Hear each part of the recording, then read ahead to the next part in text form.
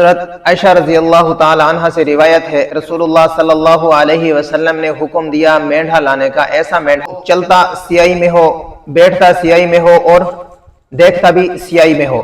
ایسے مینڈھے کو جب لایا گیا تو آپ صلی اللہ علیہ وسلم نے فرمایا کہ عائشہ چھری لاؤ۔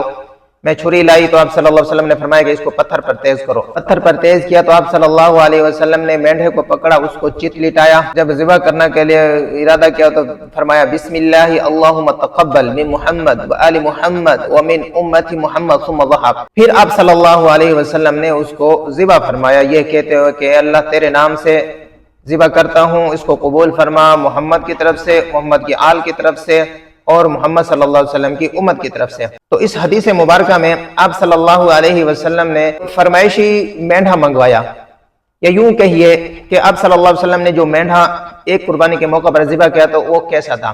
وہ یہ تھا، آپ صلی اللہ علیہ وسلم نے فرمایا کہ میرے لیے ایک ایسا مینڈھا لایا جائے کہ جو سیاہی میں چلتا ہو۔ سیاہی میں چلتا ہو مطلب یہ ہے کہ اس کے جو پاؤں کا کچھ حصہ کنارے ہیں وہ کالے ہوں اور باقی سفید ہوں۔ آپ صلی اللہ علیہ وسلم نے فرمایا کہ وہ سیاہی میں بیٹھتا ہو، یعنی کہ اس کے پیٹ کا نچلا حصہ سیاہ ہو اور باقی پیٹ اس کا سفید ہو، اور فرمایا کہ وہ سیاہی میں دیکھتا ہو، یعنی جو اس کے آنکھ کے حلقے ہیں، جو آنکھ کا سرکل ہے وہ سیاہی والا ہو اور باقی سفید ہو۔ تو یہ بہت ہی خوبصورت قسم کا مینڈھا تصور کیا جاتا ہے، بہت ہی پیارا نائس سمجھا جاتا ہے، اور آج کے دور میں بھی ایسے مینڈھوں کی ویلیو بہت زیادہ ہے، قیمتی مینڈھے سمجھے جاتے ہیں۔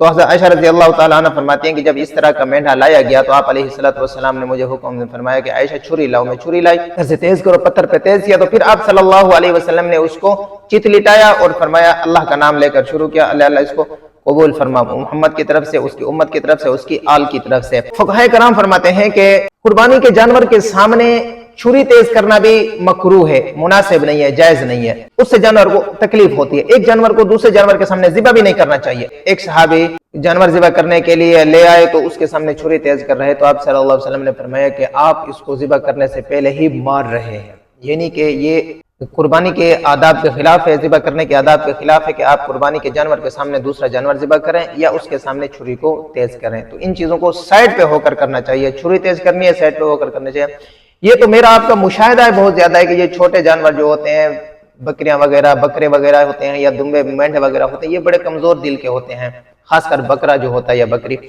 تو ان بیچاروں کے سامنے جب ایک جانور ذبح کیا جاتا ہے تو ان کی حالت بہت بری ہوتی ہے، نہیں دیکھنے کے قابل ہوتی ہے۔ کبھی آپ غور کریں قربانی کے دنوں میں تو بہترین یہی ہے، آداب یہی ہے کہ ایک جانور کو دوسرے جانور کے سامنے ذبح نہ کریں، ان کے سامنے چھریوں کو بھی تیز نہ کیا جائے۔